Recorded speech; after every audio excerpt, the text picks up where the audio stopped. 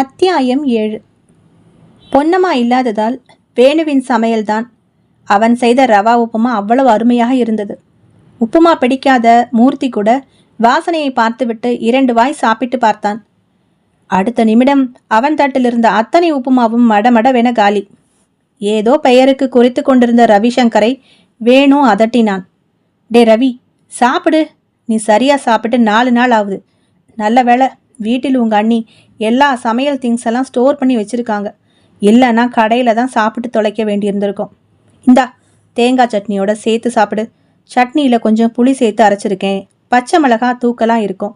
உப்புமாவில் கொஞ்சம் நெய் சேர்த்து கிளறி தேங்காய் துருவி போட்டிருக்கேன். எங்கள் அம்மா இப்படித்தான் பண்ணுவாங்க. அவங்க கிட்டேருந்து தான் கற்றுக்கிட்டேன். எடுத்து வள்ளுவதுக்குன்னு சாப்பிட்றா. கரிசனமான அவனது பேச்சு ரவியின் கண்ணில் கண்ணீரை வரவழைத்தது. சாப்பிட ஆரம்பித்தான் ரவிசங்கர். அன்று வீட்டுக்குள் நுழையும் போது தெரிந்த அண்ணா அண்ணியின் உருவங்கள் அவனை ஒரு கலக்கு கலக்கிவிட்டது. ச்சே, பிரம்மை என தன்னையே நொந்து கொண்டான். அண்ணா அண்ணியின் அறை பூட்டிதான் இருந்தது. போலீஸ் ஃபார்மாலிட்டிஸ் எல்லாம் முடிந்து சாவியை இவன் கையில் ஒப்படைத்திருந்தனர். இவன்தான் வாட்ச்மேனிடம் தந்து வீட்டை சுத்தம் செய்து வைக்க சொல்லியிருந்தான். அரட்டை அடித்தபடி நண்பர்கள் மூவரும் சலசலத்துவிட்டு அவரவர் அறைக்கு தூங்க போய்விட்டனர். மாடியில் 2 அறைகள், கீழே 2 அறைகள். கீழே உள்ள ஒரு அறையில் மூர்த்தியும் வேணுவும் தங்கியிருந்தனர். மாடியில் உள்ள 2 அறைகளில் ஒன்றில் ரவிசங்கர் முதலில் தங்கியிருந்தான். அவன் அறையாகத்தான் இருந்தது அது. பிரதீப்பிற்கு திருமணமானதும் அவன் கீழறைக்கு வந்துவிட்டான். மாடியின் மற்றொரு அறைதான் பிரதீப் மற்றும் சுபத்ராவின் அறை. அன்று இரவு சாப்பாட்டு கடை முடிந்து சற்று நேரம் ஹாலில் டிவி பார்த்தபடி அரட்டை அடித்துவிட்டு அறைக்கு போய் படுத்துவிட்டனர் மூர்த்தியும் வேணுவும். இரவு வாட்ச்மேன் கேட் வாசலில் வெளியே உட்கார்ந்திருந்தார். பீடி புகைத்து கொண்டிருப்பது சிவப்பு பொட்டு வெளிச்சத்திலிருந்து தெரிந்தது. வீட்டின் கதவை இழுத்து சாத்திவிட்டு ஹால் லைட்டை அணைத்துவிட்டு நைட் லேம்புகளை அங்கங்கே எரிய விட்டபடி மாடிக்கு தன் அறைக்கு வந்தான் ரவி. கதவை திறக்கும் முன்பு பக்கத்தில் இருந்த அண்ணன் அறையை பார்த்தான். பூட்டியிருந்த அறையை பார்த்து பெருமூச்சு விட்டபடி தன் அறைக்குள் வந்து கதவை சாத்தி கொண்டான். 2 கைகளையும் தலைக்கு பின்னாடி கோர்த்து மேலே சுழலும் ஃபேனையே பார்த்தவாறு படுத்திருந்தான். மெல்லிய விளக்கொலியில் ஃபேன் சுழல்வது சன்னமாக தெரிந்தது. நண்பர்கள் உடன் இருக்கும்போது மறந்திருந்த கேள்வி இப்போது தனிமையில் விஸ்வரூபம் எடுத்தது. ஏன் அவர்கள் தற்கொலை செய்து கொண்டனர்?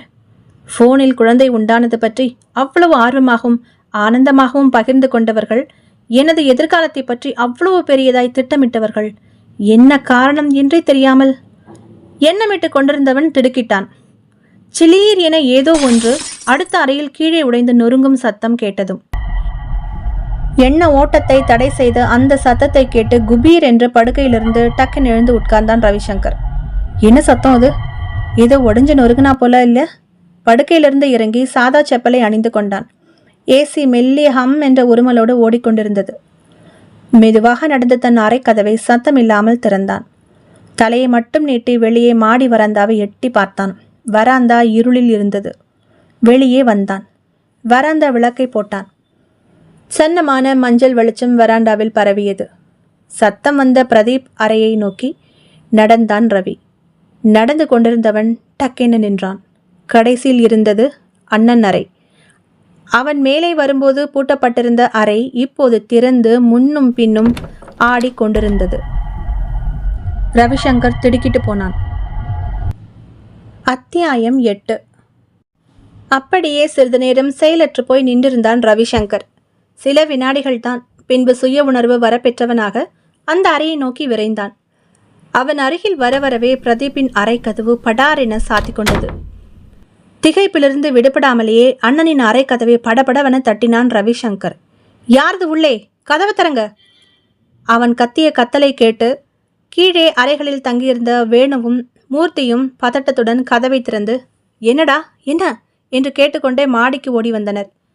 ஆவேசத்துடன் பூட்டியிருந்த அண்ணனின் பிரதீப்பின் அறையை தட்டி கொண்டும் தோளால் இடித்து கொண்டும் இருந்த நண்பனை பார்த்து ஒன்றும் புரியாமல், டே ரவி, இந்த அறையை ஏண்டா தட்டிக்கிட்டு இருக்க? உள்ள யாரும் இல்லடா என்றனர் பதட்டமாக. இல்லடா, இப்போ உள்ள ஏதோ உடையிற சத்தம் கேட்டுச்சு. வெளியில வந்து பார்த்தப்போ அண்ணனோட ரூம் திறந்திருந்துச்சுடா. கிட்ட வர வரவே கதவு சாத்திடுச்சு. உள்ள யாரோ இருக்கிறாங்க. இதோட சாவி கூட என்கிட்ட தான் இருக்கு. இரு வரேன் என்றபடி தன் அறைக்கு வந்து வேகமாக கட்டலின் அருகே இருந்த டேபிளின் டிராயரை திறந்து உள்ளே இருந்த சாவி கொத்தை எடுத்துக்கொண்டு ஓடி வந்தான் ரவிசங்கர். இதை வெளியிலிருந்து கூட திறக்க முடியும் என்றபடியே ஒரு சாவியை தனியாக பொறுக்கி எடுத்து அந்த கதவை திறந்தான். கிளக்! கதவு திறந்து கொண்டது. நண்பர்கள் இருவரும் கைகளை கராத்தே போஸில் வைத்துக்கொண்டு யாரோ தாக்க வரப்போவதைப் போல தயாராக நின்றிருந்தனர். ரவிசங்கர் கைகளை பஞ்சாக குறுக்கே வைத்துக்கொண்டு திறந்த கதவை காலால் லேசாக எத்தி தள்ளினான்.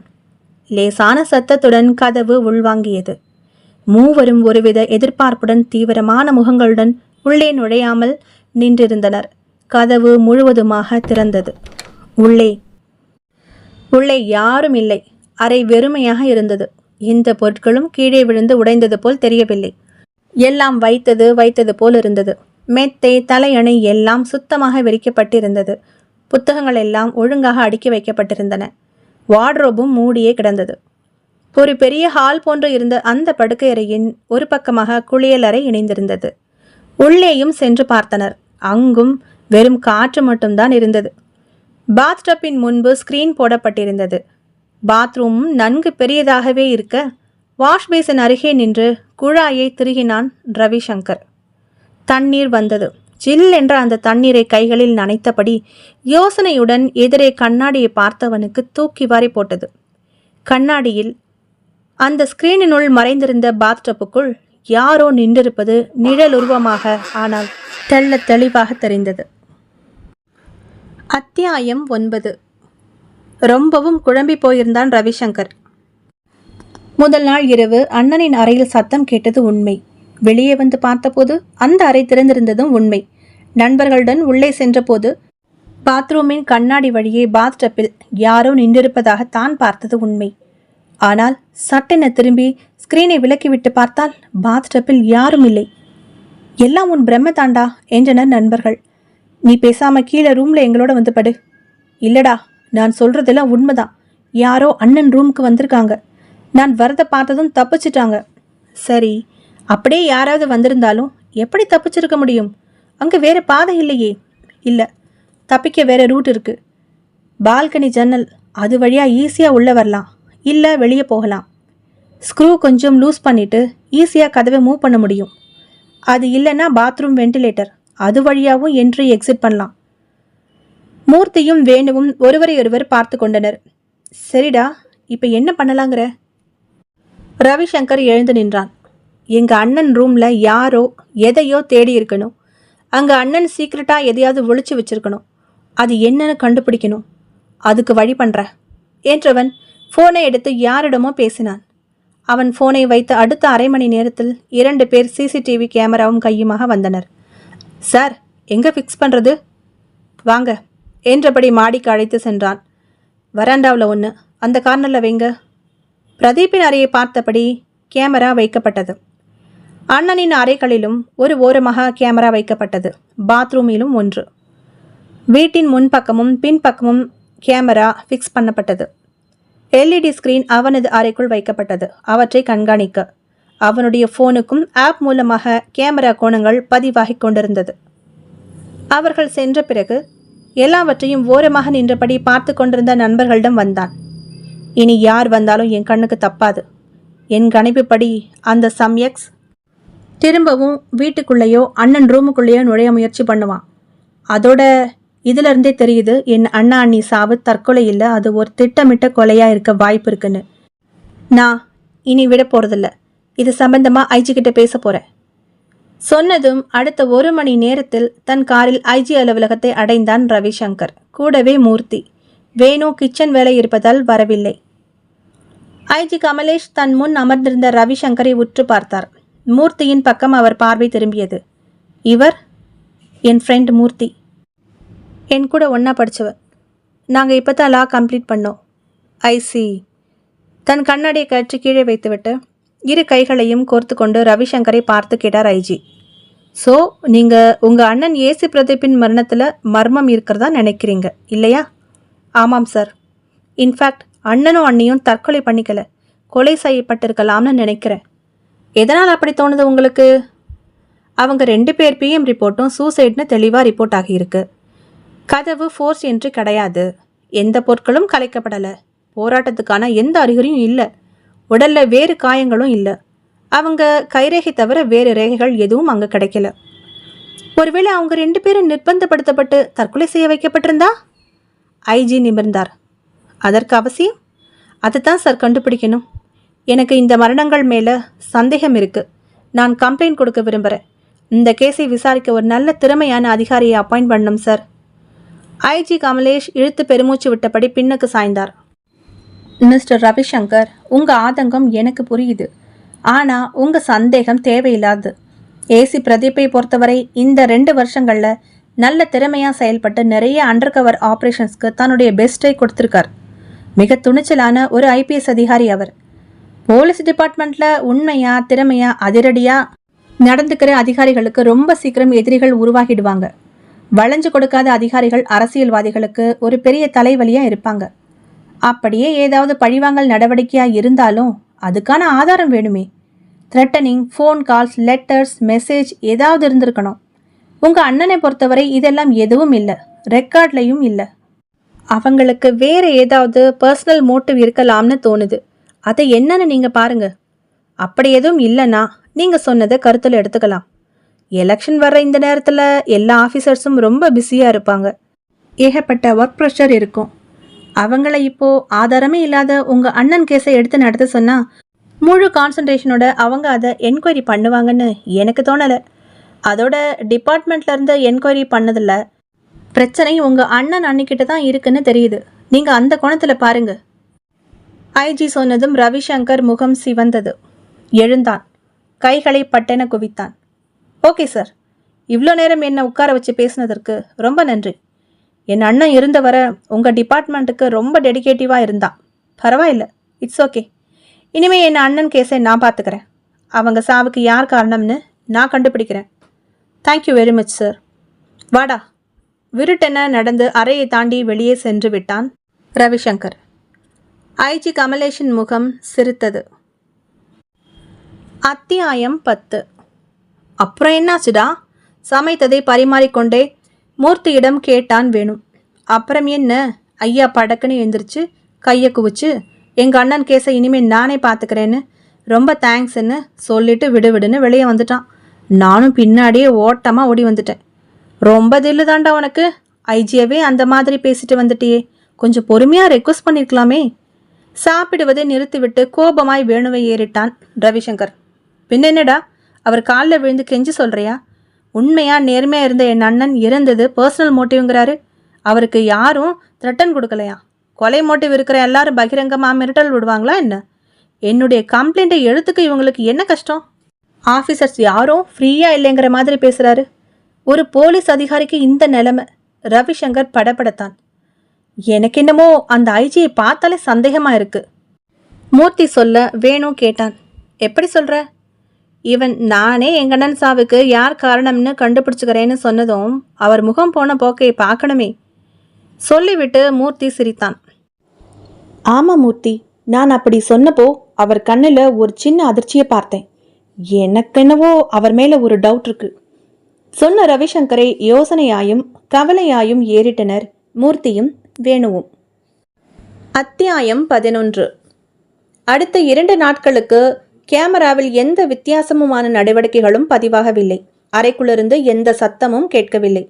3வது நாள் காலை பொன்னம்மா வந்துவிட்டாள். ரவிசங்கரை பார்த்துவிட்டு புடவை தலைப்பை வாயில் வைத்து விசும்பினாள். கண்ணீரை துடைத்து விட்டு கொண்டாள். எப்ப பாரு அவங்களுக்கு உங்க பேச்சுதான் தம்பி. இந்த சாப்பாடு தம்பிக்கு பிடிக்குமென்னே சொல்லி சொல்லி சமைப்பாக. அம்மா தான் சமைப்பாக.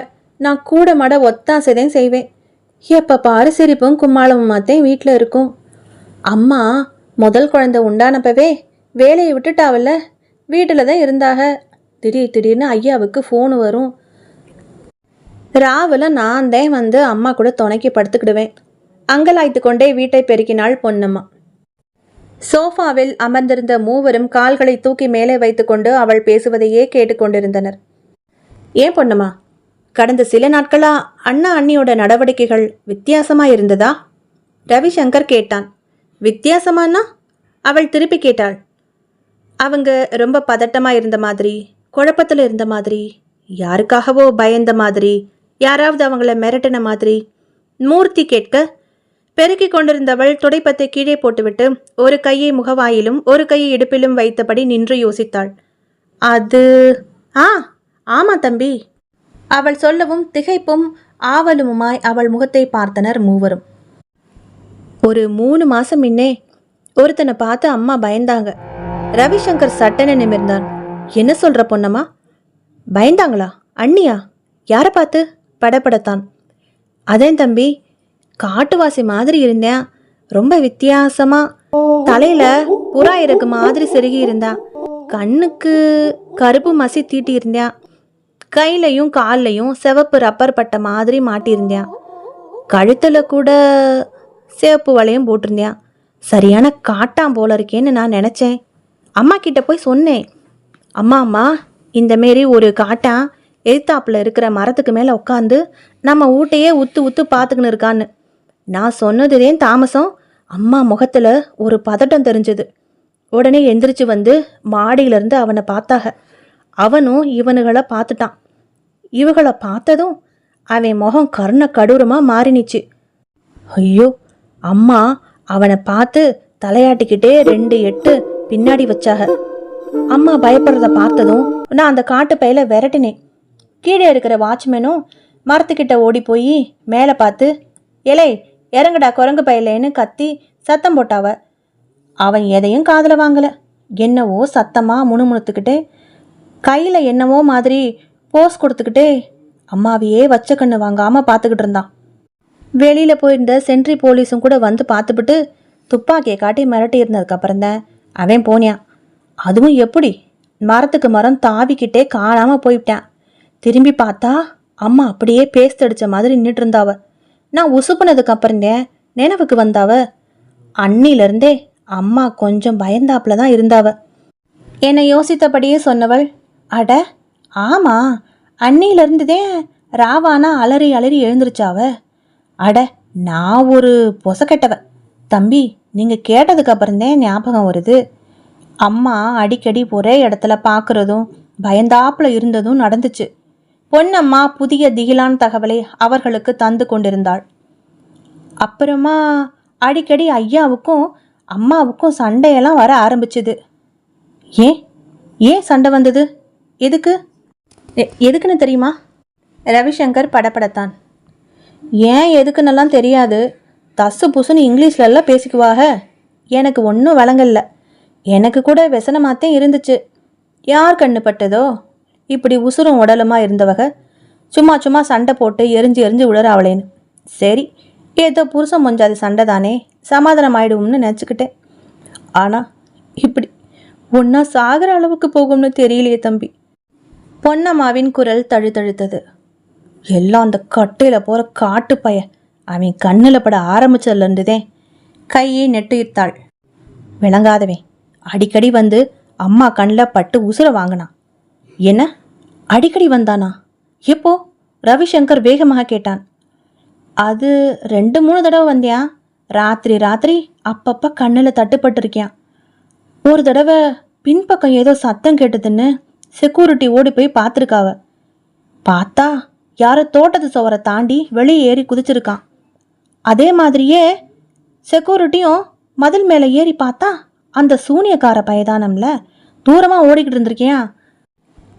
அவள் சொன்ன சூனியக்கார என்ற வார்த்தை அவனுக்கு இடித்தது. எங்கோ கேட்ட நினைவு. இந்த வார்த்தையை முன்பு ஒரு முறை ஜனனி சொல்லியிருந்தாள். இவளும் அதே வார்த்தையை சொல்லுகிறாள். ரவிசங்கருக்கு சற்று எரிச்சல் கூட வந்தது. யாருக்காவது ஏதாவது பிரச்சனை வந்தால் உடனே செய்வினை பில்லி சூனியம் என்று உளறுவதை இந்த ஜனங்கள் எப்போது நிறுத்தப் போகின்றனரோ. பொன்னம்மா தொடர்ந்தாள். மறுநாள் தோட்டக்காரன் வேலைக்கு வந்தவர் பின்னாடி தோட்டத்தை பார்த்துட்டு கத்திக்கிட்டே வந்தார். அப்போது ஐயா வீட்டில் இல்லை, அம்மா மட்டும்தான் இருந்தாவ. மசக்கையில் படுத்துட்டு இருந்தாவ.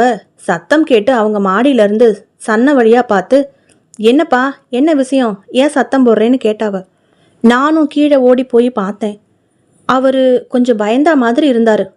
என்னையா மணி, ஏன் சத்தம் போட்டிருன்னு நானும் கேட்டேன். அவரும் ஒன்றும் பேசாமல் ஒரு இடத்த பார்த்து கையை நீட்டினாவ. நானும் பார்த்தேன். ஆத்தி, நான் என்னத்தை சொன்ன பொன்னம்மாவின் கண்கள் மிரட்சியாக விரிந்தது. அந்த இடத்துல 2 எலுமிச்சம்பழம் ரத்த சிவப்பா இருந்துச்சு. மண்டையோடு ஒன்று, 2 எலும்புக. அதுக்கு செக்க செவேல மாலை போட்டு அதுக்கு பக்கத்திலேயே 2 பொம்மையே கிடந்துச்சு. பார்க்கவே திகில இருந்துச்சு. ஆம்பளை பொம்மை ஒன்று, பொம்பளை பொம்மை ஒன்று. ஒரே ரத்த திப்பி. மேலெல்லாம் ரத்தம் சொட்டு சொட்டா ஒழுகி இருந்தது மண்டை ஓட்டு மேலே. பார்க்கவே பகீர்னு இருந்துச்சு. ராத்திரி வந்து அந்த பையன் செய்வன பூசை பண்ணிக்கிட்டு போயிருக்கிறான் போல. தோட்டக்கார மணி அந்த பக்கமே போக மாட்டேன்னுட்டாரு. நானுந்தேன். அம்மாவுக்கு ஒன்றும் விளங்கல போல. தலையில கை வச்சு உக்காந்துட்டாவ. ஐயாவுக்கு போன் போட்டாக. அவரும் எடுத்தாரு. அம்மா நடந்ததையெல்லாம் சொன்னாக. அங்கிட்ட அவர் என்ன சொன்னாரோ அம்மா ஃபோனை வச்சுப்புட்டு பொல பொலன்னு கண்ணீர் வடிச்சாக. நானும் கிட்ட போய், அழுவாதீங்கம்மா, யாராவது சாமியாடியை வச்சு வீட்டுக்குள்ளே ஒரு பூசையை போட்டா சரியாயிடும், யாரோ பொறாமக்கார பையவா இந்த வேலையை செஞ்சிருப்பானுவன்னு. எங்கூர்லெல்லாம் இந்த மாதிரி சர்வ சாதாரணமாக செய்வாங்க. முட்டை மந்திரிச்சு வாசலில் போட்டுட்டு போயிடுவாங்க. பொம்மையை மந்திரிச்சு வீட்டு பின்னாடி புதைப்பாங்க. அதுக்கெல்லாம் உடனே ஆளை வச்சு சரி பண்ணிக்கிடுவோம். அதனால் உடனே ஒரு ஆளை வர சொல்லி சூனியம் பழிக்காமல் பண்ணிக்கிடலாம்னு சொன்னேன். அம்மாவும் சரின்னு சொன்னாவ. ஆனால் ராத்திரி என்ன நடந்துச்சோ தெரியலை. மறுநாள்ல இருந்து அம்மாவுக்கு ஒரே ஜுரம். ஐயாவும் கூடவே இருந்தாக. டாக்டரெல்லாம் வீட்டுக்கு வந்து ஊசி போட்டு போனாவ. 3 நாளாக செட்டடியாக படுத்துக்கிட்டு இருந்தாவ. பாவம், பெரியவங்க யாரும் துணைக்கு இல்லாமல் ரொம்ப கஷ்டம்யா. நான் 3 நாளாக அம்மா கூடவே இருந்தேன். என் மவனையும் வீட்டுக்கு இட்டாந்து அவனும் இங்கிருந்தே ஸ்கூலுக்கு போனான். ஐயாவுக்கு எங்கேயோ வெளியில் டியூட்டி போல. போயே ஆவணும். அம்மாவும் கொஞ்சம் ஜுரம் தெளிஞ்சு நல்லா தூங்கிக்கிட்டு இருந்தாவ. ராத்திரி நானும் என் மவனும் இதோ ஹாலின் ஒரு பகுதியை காட்டினாள். இங்கனத்தே விரிச்சு படுத்திருந்தோம். என் மவன் பேரு ராசுக்கண்ணு. நல்லா படிப்பியான். நல்ல புத்திக்கார பைய. திடீர்னு அன்னைக்கு ராத்திரி என்னைய உசுப்பி எழுப்பினியான். அம்மா அம்மா எழுந்திரின்னு ஒரே உசுப்பல். எனக்கோ வேலை செஞ்ச அலுப்பு. கண்ணை திறக்கவே முடியலை. என்னையா ராசு, இந்நேரத்துக்கு ஏன் எழுப்புற? படிக்கிறியா? டீ போட்டு தரணுமான்ட்டே கேட்டுக்கிட்டு கண்ணை முழிச்சு பார்க்குறேன். பார்த்தா என சொல்லி பொன்னம்மா நிறுத்தினாள். அவள் கண்களில் அன்று நடந்த சம்பவம் காட்சியாய் விரிந்தது. அம்மா அம்மா! ராசுவின் உசுப்பல் குரல் கேட்டு முழித்த பொன்னம்மா பக்கத்தில் படுத்திருந்த மகனை திரும்பி பார்த்தாள். கண்கள் தூக்கு கலக்கத்தில் மசமசப்பாக தெரிந்தது. கண்களை கசக்கி விட்டு கொண்டாள். ஹாலின் அரை இருட்டில் மகன் ராசு மிரண்ட விழிகளுடன் படுத்திருக்க, அவனுக்கு அருகே பின்னாலே ஒரு கையால் அவன் தலையை கோதியவாறு மறு கையால் அவன் மேல் கையை போட்டு தட்டி கொடுத்தபடி சுபத்ரா படுத்திருந்தாள்.